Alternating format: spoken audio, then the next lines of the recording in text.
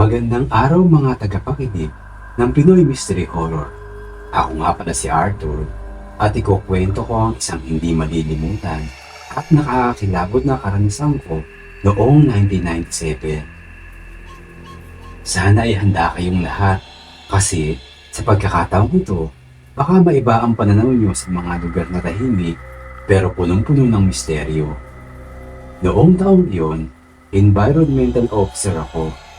Hindi ko nasasabihin kung saan sangay ng gobyerno.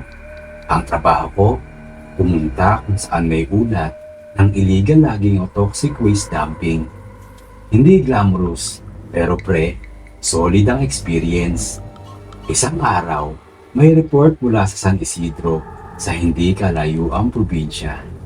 Ayon sa balita, may mga namamatay na isda sa ilog at may masangsang na amoy ang sumisingaw mula rito. Siyempre, trabaho namin yon. Kaya kasama ko ang tatlo kong tropa, sina Leo, Rodel at Bernie. Tinungo namin ang bayan. Pagdating pa lang, alam mo na agad na ibang klase ang vibes. Walang ingay.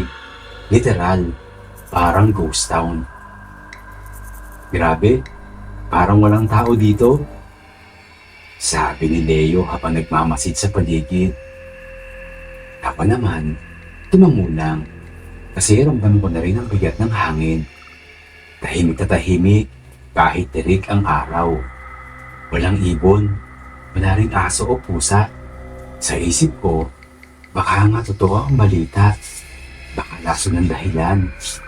Pero kahit ganun, hindi ko maalis sa isip na parang may ibang dahilan ng katahimikan yun. Pagdating sa ilog, naglakad-lakad kami. Dala ang mga gamit pang inspeksyon. Mga patay na isda nga ang sumalubong sa amin. Pero hindi lang yun ang nakakapagpatayo ng balahibo dito. Ang tubig, parang may bahid ng itim. Tapos, may amoy na parang nasusunog na goma. May nararamdaman rin akong nakaiba. Pero hindi ko pa sinasabi sa kanila. Paano? Isipin nila, takot lang ako. Habang naglalakad kami, bigla akong napalingin sa kahoyan. May nakita akong parang anino. Hindi ako sure, pero mukhang babae. Hindi ko na lang pinansin. Pero nung sinabi ni Bernie, "Pre, may tao sa gawi doon. Nagmamasid sa atin." Napansin kong nakatitig rin pala sina Leo at Rodel sa parehong direksyon. Ayun, pare-pareho kami nakaramdam ng hindi maipaliwanag na kaba. Pagkatapos mag-inspeksyon, nagpasya kaming mag-camp sa gilid ng ilog. Habang kumakain kami ng dinner, napansin namin ang isang matandang babae sa di kalayuan. Tulala, tapos parang naglalakad na wala sa sarili. Nung tinawag namin, hindi siya tumugon. Lumapit si Rodel, pero bigla siyang napahinto. "Huwag na, pre," sabi ko. "Mukhang wala sa wisyo yan." Tapos noon, bigla na lang siyang nawala sa paningin namin. Hindi namin alam kung paano. Pagsapit ng hating gabi, nagsimula na ang kakaibang mga pangyayari. Una, yung mga yabag na parang palapit sa tent namin. Dali-dali akong bumangon, pero wala akong nakita. Pagkatapos, biglang lumamig ang hangin. Ultimo pawis ko sa noo, parang nagyayelo. Narinig ko rin na parang may bumubulong. Hindi malinaw, pero parang tumatawag ng pangalan ko. "Arthur, Arthur." Napatayo ako. "Pre, narinig mo yon?" Tanong ni Bernie na halatang nanginginig. Tumango lang ako. Bigla, mula sa gilid ng kakahuyan, may lumitaw na itim na figura. Hindi ko maipaliwanag ang takot na bumalot sa akin. Walang mukha, pero alam kong nakatitig ito sa amin. Napatakbo si Leo sa tent, sigaw ng sigaw. Kami naman nila Rodel at Bernie, parang napako sa kinatatayuan. Hindi ko magawang umurong. Dahan-dahan itong lumapit, pero sa bawat hakbang, Parang lumiliit ang mundo namin. Nang malapit na siya, bigla itong huminto.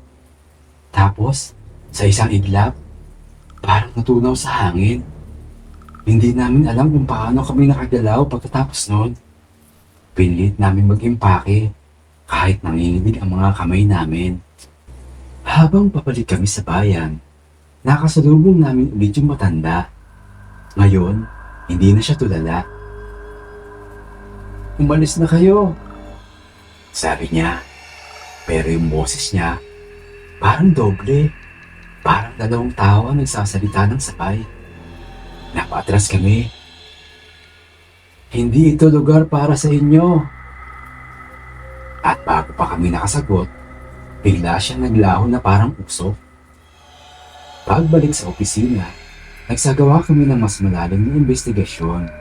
Doon namin nalaman ang tungkol sa babaeng nalulod sa ilog. Ilang panahon na ang nakakalipas. Sabi-sabi, nagpapakita raw siya para balaan ang mga tao. Pero yung mga hindi nakikinig, sila raw ang hindi nakakaalis ng buhay. Hanggang ngayon, hindi ko alam kung ano ba talaga ang nakita namin doon. Pero isa lang ang sigurado, hindi ko nababalikan ng San Isidro. Sa mga tagapakinig ng Pinoy Mystery Horror, sana ay napukaw ko ang inyong interes. Tandaan, hindi lahat ng lugar ay dapat pasukin, lalo na kung may babala na. Maraming salamat sa pakikinig at more power Tito Val. Hanggang sa muli, paalam!